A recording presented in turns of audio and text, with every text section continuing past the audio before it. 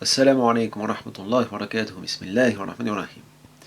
Nous allons répondre aujourd'hui à toutes les personnes, qu'elles soient par exemple de confession chrétienne, qui depuis des années affirment que l'islam serait une création juive, ce qui me fait beaucoup rire quand on connaît le Coran, un minimum, et dans un deuxième temps aussi répondre à tous ces musulmans, entre parenthèses, un peu beaucoup naïfs, pour rester poli, qui relaient depuis des années des vidéos de rabbins qui viennent les caresser dans le sens du poil à chaque fois, avant d'aller balancer du phosphore blanc sur les Palestiniens et ainsi de suite, pour affirmer que Mohammed sallallahu alayhi wa sallam serait un vrai prophète, que le Coran est authentique, etc., etc., que les rabbins l'ont reconnu, et ainsi de suite. J'ai même vu un prédicateur une fois, musulman français, venir expliquer que voilà, il y avait un rabbin au fin fond de la Judée ou je ne sais quoi qui aurait dit effectivement que le prophète Mohammed sallallahu alayhi wa sallam était véridique et que ce serait écrit dans l'Ancien Testament et ainsi de suite.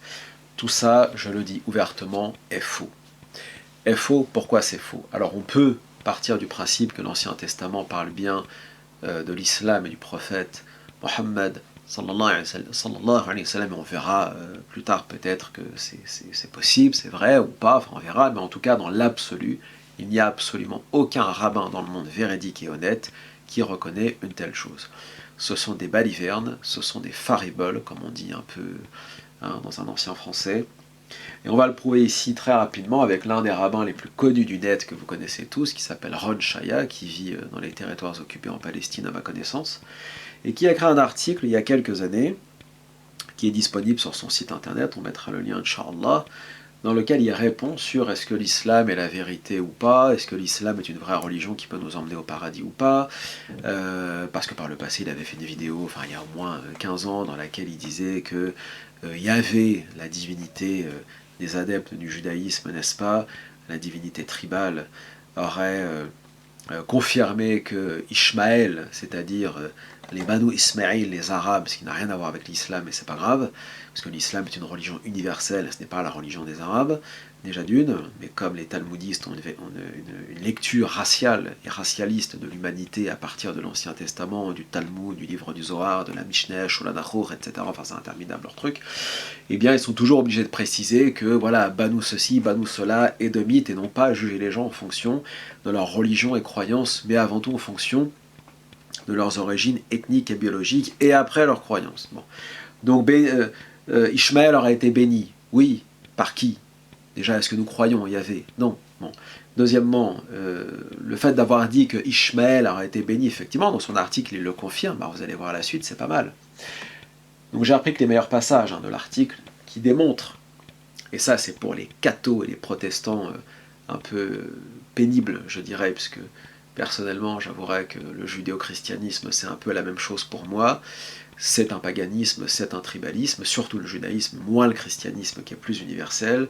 Mais alors, quand j'entends des rabbins très récemment encore dire que oui, effectivement, Jésus est enfin, vous savez très bien ce qui est écrit dans le Talmud et dans le livre du Zohar, la Kabbalah, n'est-ce pas, que Jésus est ceci, sa mère est une prostituée, astaghfirullah, et ainsi de suite, et qu'il bout dans des excréments en enfer pour l'éternité. Simultanément, ces mêmes rabbins, qui disent toujours à peu près tout leur contraire, c'est le concept même du pile-poule, n'est-ce pas, affirment qu'après tout, c'est assez drôle, et assez intéressant, et assez respectable de voir des millions de goyim sur terre se prosterner et idolâtrer un juif, en parlant de Rabbi Jésus. Voilà. D'ailleurs, vous remarquerez que les plus acharnés, là, parce qu'on est dans un contexte de guerre entre les Palestiniens et les colons, vous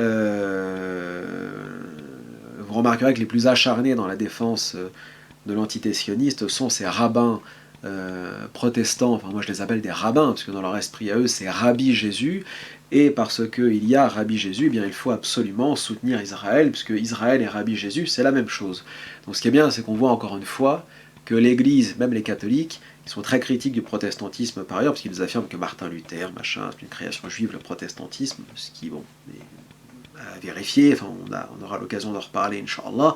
Il n'empêche que, voilà, même les catholiques sont incapables de se séparer de cette horreur qu'est l'Ancien Testament et de ces récits interminables, de tous ces génocides commis je cite les textes, hein, là j'ai pas le temps, mais tout le monde le sait très bien, de tous ces génocides et massacres de peuples goyim de toute la planète et de l'Orient, perpétrés par les enfants d'Israël, enfin c'est ce que nous enseigne l'Ancien Testament. Personnellement, en tant que musulman, humaniste, réformiste ou ce que vous voulez, je ne peux admettre un tel texte, même si les musulmans aussi sont parfois obsédés par le fait que ce texte sera authentique, on n'en a aucune preuve. Deuxièmement, qu'il faudrait l'accepter, moi j'accepte rien du tout, en dehors du Coran et en dehors de la poignée de hadiths mutawatir que nous avons entre nos mains, point. Bon. Donc pour aller à l'essentiel du texte, ah oui, alors, sur les rabbins protestants les plus acharnés, au nom de Rabbi Jésus, et le pire, c'est que ce sont vraiment des goyim imbéciles, puisqu'ils sont totalement rejetés et critiqués par les rabbins eux aussi, et s'en rendent compte de plus en plus au fur et à mesure de leur voyage en entité sioniste. C'est-à-dire ils se font littéralement désormais cracher dessus par des orthodoxes.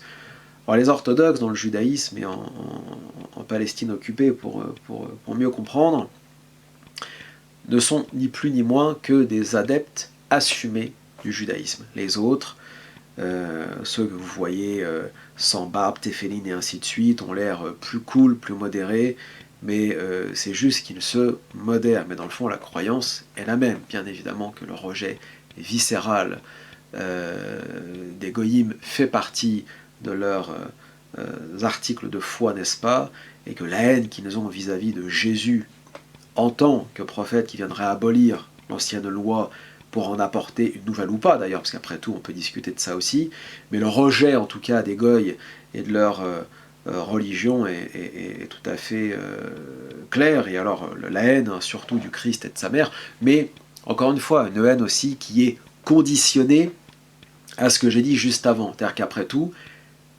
ils affirment que c'est drôle et amusant de voir quand même des millions et des millions de goyim sur terre idolâtrer un rabbin juif qui s'appelle Jésus. Voilà, il y a même pas mal de livres écrits par des rabbins qui s'appellent Rabbi Jesus. Voilà, Rabbi Jésus qui est venu enseigner en fait la Bible, encore une fois. Voilà. Donc bien évidemment, ça n'a rien à voir avec le Jésus Isa alayhi salam, le Coran qui lui est venu pulvériser, comment dirais-je, ce shirk et ce coffre judaïque et christique qui n'existait pas encore, christique, chrétien, christianisme, n'est-ce pas?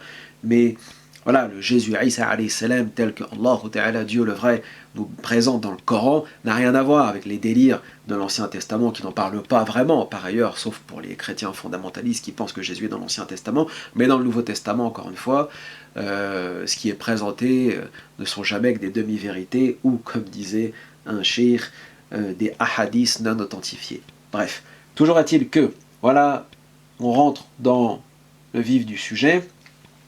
Donc Ron Shaya répond sur la question de l'islam en disant « Il n'y a absolument aucun doute que d'après la Torah, l'islam est une invention. » Donc déjà, l'islam n'est pas une vérité pour les rabbins, contrairement à tous les crétins, et je pèse mes mots, du net, parce que les musulmans parfois ont un esprit un peu trop facile. Ils sont devenus presque aussi des judéo-chrétiens dans le sens, voilà, ils ont vu une vidéo sur internet, le rabbin a dit, donc c'est vrai.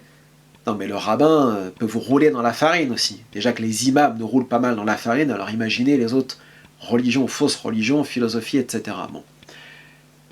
Il ajoute, le Rambam dans Igarat Taman, épître yéménite, appelle Mohammed, donc le prophète, notre prophète, sallallahu alayhi wa sallam, Meshuga, c'est-à-dire le fou. Donc Mohammed, sallallahu alayhi wa sallam, n'est absolument pas reconnu dans le judaïsme, ce n'est pas vrai. Il n'y a absolument aucun rabbin qui reconnaît Mohammed, sallallahu alayhi wa sallam. C'est faux, puisqu'il est présenté dans des écrits, disons, épître yéménite, je ne connais pas ce texte en l'occurrence, mais des écrits du judaïsme orthodoxe classique comme étant un fou, Meshuga, le fou. Bon. Ensuite, donc déjà, premier blasphème. Pas pire que les chrétiens d'ailleurs, avec leur Baphomet, histoire et ainsi de suite. Bon. Il y a aussi un livre dont je... Alors il répond à quelqu'un, hein, parce que c'est une réponse, hein, ce texte en question. Il y a aussi un livre dont je te recommande beaucoup la lecture, qui s'appelle Une lecture juive du Coran, où l'auteur, qui est un grand érudit en Torah francophone qui a voulu garder l'anonymat, peut-être craint-il les débats publics, prouve que beaucoup de passages du Coran sont pris de la Torah et des écrits des sages d'Israël. Bon, quiconque d'intelligent, bien évidemment je ne parle pas des salafistes et des autres crétins littéralistes sur internet, connaît un minimum le Coran al-Karim, sait très bien que la pureté du Coran, la puissance même du verbe coranique, hein, cette dictée divine pulvérise le judéo-christianisme et tous les paganismes, ce que j'appelle moi le pagano-judéo-christianisme en fait, et tout ce qui va avec en termes de fausses croyances autour de la magie, etc. Enfin, toutes ces âneries shirki pures et dures. Bref, soit ces preuves proviennent de la Torah, donc encore une fois, et ont donc été écrites avant que le Coran ne soit écrit, et c'est juste du plagiat. Alors le plagiat, c'est plutôt... Bref, j'allais dire le rabbin Bernaï, mais ceux qui ne connaissent pas ne vont pas comprendre. Ce n'est donc pas une preuve que le Coran est d'origine divine. Bah, ma foi, personne n'a prouvé aussi que l'Ancien Testament était divin. Enfin, tout ce que j'ai vu sur Internet était un ramassis d'âneries, encore une fois, de sottises et de sophismes. Soit tout simplement du n'importe quoi, et donc, ces autres soi-disant preuves, ce que certains ont appelé les mirages scientifiques du Coran. Là, il renvoie vers la vidéo du fameux Ukasha. Bon, pas la peine de parler de celui-là. Ne sont que des bêtises innommables vraiment au ras des pâquerettes. Alors, c'est assez amusant d'entendre Ron Shaya, plutôt de le lire, parler de bêtises innommables vraiment au ras des pâquerettes. Je crois que ça fait 30 ou 40 ans qu'il annonce toutes les semaines ou tous les mois la venue du Messie, qui n'est toujours pas venu, qui ne viendra pas, qui ne viendra jamais. Je parie ici 60 milliards de dollars à ceux que ça intéresse, qu'il n'y a pas de Messie qui viendra jamais. Messie juif comme Messie musulman d'ailleurs. Et d'ailleurs, on va le voir par la suite du texte. Mais déjà, je les ai déjà dans la poche, hein, les 60 milliards, parce que je sais qu'il ne viendra jamais de la vie, puisqu'il n'existe pas. Donc ça me fait rire de lire ça par ailleurs. Il est clair que dans le Coran, comme chaque menteur, que ce soit l'islam ou les chrétiens, veut se substituer à la vérité et dire c'est moi la vérité. Donc il va changer la vérité pour dire que c'est lui le peuple élu. Et que Dieu a brisé l'alliance qu'il a conclue avec le peuple juif. Que ne ferait pas effectivement les rabbins pour expliquer à leur communauté qu'ils sont bien le peuple élu parmi les peuples et qu'ils sont supérieurs aux autres, leur retirer cette brite, cette alliance, n'est-ce pas, ce cadeau divin comme comment dirais-je, le Shabbat qui est une alliance, un cadeau divin encore une fois, uniquement pour les adeptes et strictement interdit aux goyim. On verra ça dans une vidéo, Inch'Allah. Bon. Ce ne sont que des bêtises, car si on lit la Torah, on voit bien qu'il n'y a aucun rapport entre l'histoire de la religion islamique ou chrétienne d'une part et le destin du peuple d'Israël d'autre part. Donc il faudra savoir, est-ce que le Coran est un plagiat de l'Ancien Testament ou est-ce qu'ils sont totalement éloignés? Donc là en plus il y a une contradiction. La Torah écrit, Devarim chapitre 4 verset 33, que Dieu nous regarde. Est-ce qu'il y a d'autres peuples qui, comme toi, ont vu Dieu leur parler et ont survécu? Bon là on pourrait citer Titus en disant le jour, paraît-il, on a voulu lui remettre une couronne après avoir vaincu les Hébreux. Non, je refuse, il aurait refusé de porter cette couronne, puisque recevoir une récompense pour avoir vaincu un peuple soi-disant élu qui a été abandonné par son propre Dieu, c'est pas méritable. Mais bon, là aussi, Ron Shaya est un grand malin, il va nous expliquer que oui, mais non, on a été vaincu une fois, 2 fois, 100 fois, mais on a été revitalisé, puis on est rené, puis on a été... C'est un pile-poule interminable. Même lui, je pense qu'il n'endort pas de la nuit à s'embrouiller l'esprit avec toutes ces âneries talmudiques. À la source de l'islam, nous avons un homme qui prétend que Dieu lui a parlé la nuit. Peut-être a-t-il fumé un joint de trop. Je vois pas pourquoi on se fait suer depuis des années, et là je parle pas des musulmans, mais les goyim en fait, de façon générale, à être gentils ou respectueux, parce qu'en fait, regardez, ils nous crachent littéralement à la gueule ces gens-là, quoi. C'est incroyable. Dans leurs vidéos, ils sont toujours très sympas, entre parenthèses, bah, le réel, c'est les textes en fait, c'est les articles. Et là, ils sont en français, on a de la chance. Mais là, on se fait littéralement cracher dessus comme jamais. Et bon, alhamdoulilah, nous sommes des gens respectueux, on ne va pas blasphémer la religion des autres, ça ne se fait pas, le Coran nous l'interdit. Allah Ta'ala nous l'a clairement interdit, n'insultez pas les idoles, y compris des païens, de peur qu'ils n'insultent Dieu ou blasphèment la foi authentique, mais des fois je me dis en fait, bon, bref, on est vraiment trop gentils.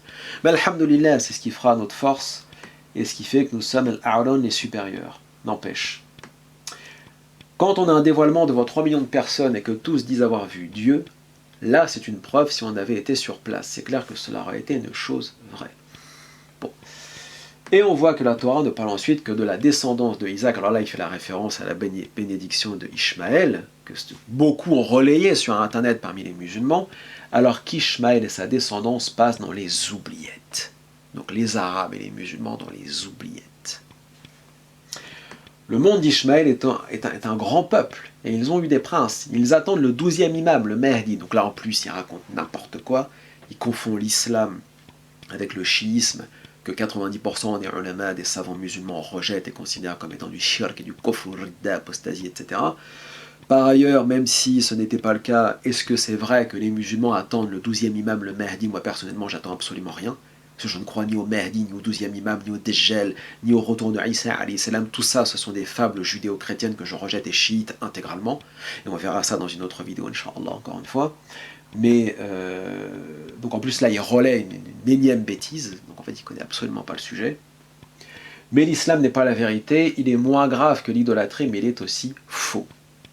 En ce qui concerne le passage de la Genèse, donc le Deutéronome que certains rapportent, pour démontrer que l'islam c'est le haqq et que les rabbins auraient dit oui, messieurs, dames, ce qui est faux, encore une fois, ou alors c'était de la taqiyya pure et dure, je voulais dire qu'effectivement il y a une promesse de la Torah qu'Ishmaël sera un grand peuple, mais personne ne légitime dans ce verset la création d'une fausse religion et d'un faux prophète. On s'arrête là.